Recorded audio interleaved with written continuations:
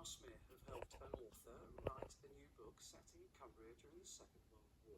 As part of the process, they've learnt about what the village and the surrounding area was like back in the 1940s, whilst also working on their English and their creative writing skills. They launched The Angel of Grasmere with the author, Tom Palmer, at Eastdale Tarn.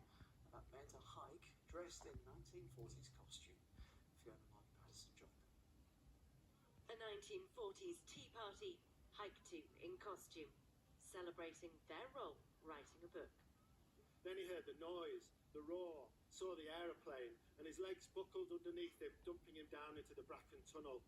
There used to be a refreshment hut here at Eastdale Tarn. It's where their main character lived. Someone's hiding up here, and he's an army deserter, and he's got post-traumatic stress disorder. And I've come across little stories of wartime in Cumbria, and one was like men hiding up in the hills during the First World War to avoid conscription. You know, some people would, and did then, call them cowards. And he thinks he's a coward, but is he a coward? And working with the children on what he'd been through, what he'd seen. He was at Dunkirk, he'd been sunk in a ship, he'd been through horrific things in France, so he tries to do good things to help people around. So he rebuilds walls, he heals a fell pony, doing what he can do, even though he feels ashamed that he's had to desert from the war. Other stories, particularly about the potential idea that the Germans could invade through Cumbria by parachuting into the fells and landing gliders on the tarns. The children worked with the author for about a year, looking into the history of the Second World War, and they were the experts on the local area, telling him if they thought that might happen here in Cumbria.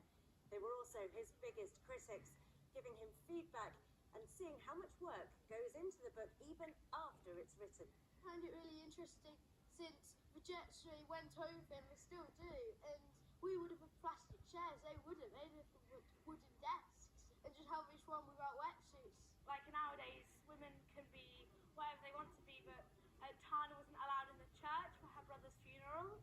Ross is obviously struggling with PTSD, and he can't really find a coping mechanism, so he just helps other people.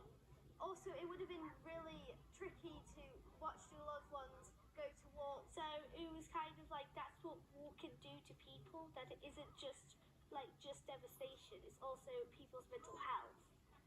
I learned a lot about writing stories, and now I really want to publish some stories on my own.